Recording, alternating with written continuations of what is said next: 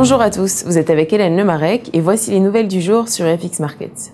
Le dollar américain s'est affaibli par rapport à la plupart des devises. Le Nasdaq et le Dow Jones ont diminué de 0,09%, compte rendu que les investisseurs tournent leur intention vers le paiement des dividendes des sociétés indicatrices telles qu'Apple plus tard dans la semaine.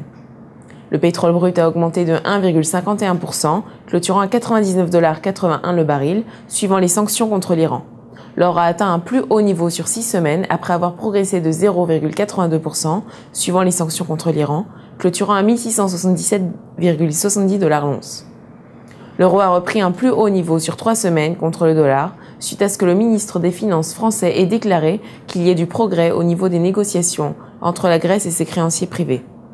Les bourses en Europe ont terminé en hausse, le DAX 30 a progressé de 0,50% et le CAC 40 de 0,51%.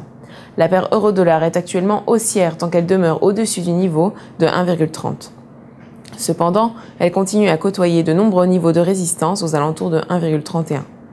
La livre a légèrement progressé par rapport au dollar et au yen, suivant l'optimisme en Europe en ce qui concerne le contrat d'échange de la Grèce. La livre est affectée par des spéculations quant à un élargissement du programme d'assouplissement quantitatif britannique.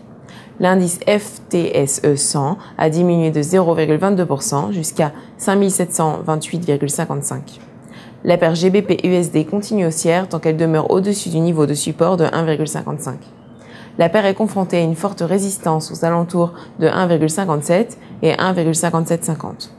Le yen a clôturé inchangé par rapport au dollar et plus faible contre les autres majors, étant donné que la demande du yen en tant que refuge a continué de diminuer.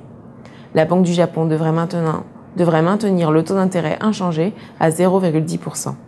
Techniquement, la paire dollar-yen s'est échangée dans un canal entre 76,60 et 77,30, étant située selon le graphique journalier proche d'un fort niveau de support à 76,60.